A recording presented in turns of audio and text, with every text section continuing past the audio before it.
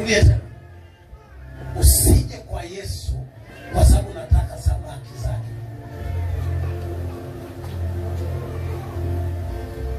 Hapo nanielewa? Usije kwa Yesu kwa sababu siku moja alikupa hivi na sasa unataka kupe na kitu kingine. Usije kwa Yesu alikupa kiatu cha mguu wa kushoto na sasa tena umekuja unataka akupe kiatu cha mguu wa kulia. Usije kwa Yesu kwa sababu alishakupa gari, alikupa uwanja, alikupa nyumba. Usije kwa Yesu kwa sababu ulifanyiwa uvimbe, uliponyewa uvimbe. Zama ndani bila kujali na tatizo lolote. Nenda wewe mzima, usiende kwa sababu unataka vitu vyake tu, yani yeye akubariki tu. Umtaki yeye. Nikimaanisha njoo ukiwa unamtaka yeye. Yaani uende moyo wako una kiu ya kukutana naye yeye, akufinyange, akutengeneze. Zama uweponi mwa Bwana. Kama ukizama katika uwepo wa Mungu na yeye hatakuacha uwe kipofu. Tunakumbuka Yesu ana macho. Mungu ana macho, anatazama duniani kote. Iwe usiku, iwe mchana, macho yake yanatazama. Yaani usiku macho yake yanatazama kama hivi mchana. Iwe asubuhi, iwe saa ngapi anatazama kama nao haijawahi kupungua. Na watoto wake wanapozama uweponi mwake, anawapatia macho yao. Wataona hata gizani, wataona popote, hawatapotea. Wamezama uweponi mwa Bwana.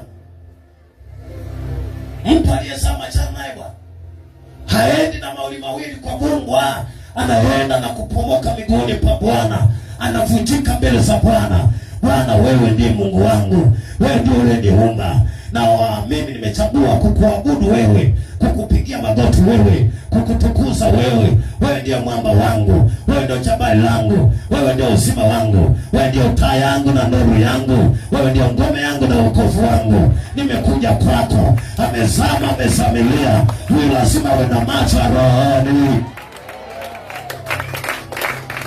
Zama katika uwepo wa Mungu. Usipozama mtu wa Mungu unachelewa. Ukizama katika uwepo wa Mungu kuna raha ya ajabu. Katika uwepo wa Mungu unajichonga, unaingia ndani kwenye uwepo wa Mungu, na unapotembea utasikia uwepo wa Mungu. Unapotembea kwenye gari utasikia uwepo wa Mungu. Hamjisikia mtu anaamka asubuhi anaosha vyombo, ngwango anagonga, ametenda maajabu nami siwezi kuelewa.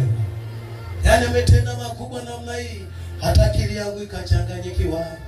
Kwa kweli Mungu ni mkubwa sana. Kwa kweli siwezi kuelewa. Ametenda maajabu. Mimi siachi kumwabudu. Majirani angalie. Lakini usikia yupo. Kuna namna unasikia roho. Unasikia uwepo wa ajabu. Haweza kukunyamazisha mtu. Hatuwe katikati ya watu haistahili kuimba pale. Unashangaa moyoni akuzuiliki. Unaimba ndani kwa ndani. Hii inaitwa uwepo wa Bwana. Na kwa sababu umekuja kwa nini? Sababu na wewe umesama kwa Mungu kwa kumaanisha. Punga mkono juu na mwe kama unanisikia. Wewe unaisikia tabu. Kala ibadani. Sio tatizo nini? Tatizo wewe mwenyewe hujazama. Hakuna raha kubwa kama kuwa na uwepo wa Mungu. Na uwepo wa Mungu wanaotembea nao ni watu peke yao. Ni wanaozama, wanamaanisha. Yaani kungekuwepo na mtu hapa ningonyesha mfano. Yaani usiende kwa ndani ya mtu, ni mtu unachovya tu mguu hivi basi. Yaani unamaanisha sasa mfano wa wokovu sasa. Unamaanisha wokovu ni maji, mtu nazama moja kwa moja namna hii. Nimeamua. Huyu hapa huyo. Ana uwepo wa Mungu, amezama huko. Lazima una macho. Mtu mwenye uwepo wa Mungu anasikia raha ya wokovu.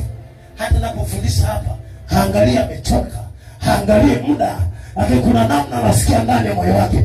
Kuna raha anaisikia anaposikia neno lake.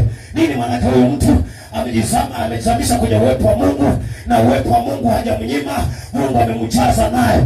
kwa amekutana mtu mwenyewe na uwepo, kwa kuwa mwenyewe alijizamisha kwenye uwepo wa Mungu. Anaposikiliza neno la Mungu anazama kwenye uwepo wa Mungu. Anapoimba anazama kwenye uwepo wa Mungu. Anapomtumikia Mungu kwa sadaka anazama moja moja katika uwepo wa Mungu. Ana macho rohoni, lazima awe nayo. Haweza katembea kwa kipofu, haweza katembea kashindwa, haweza katembea maadui akamweza, maadui akamtega. Kabla hawajamtega yeye ameshaona, kabla hawajaweka sumu yeye ameshaona, kabla hawajaweka mtego pale juu ya panda ameshaona, kabla hawajafanya chochote ameshaona. Kwa nini huyo mtu amejisababisha katika uwepo wa Bwana?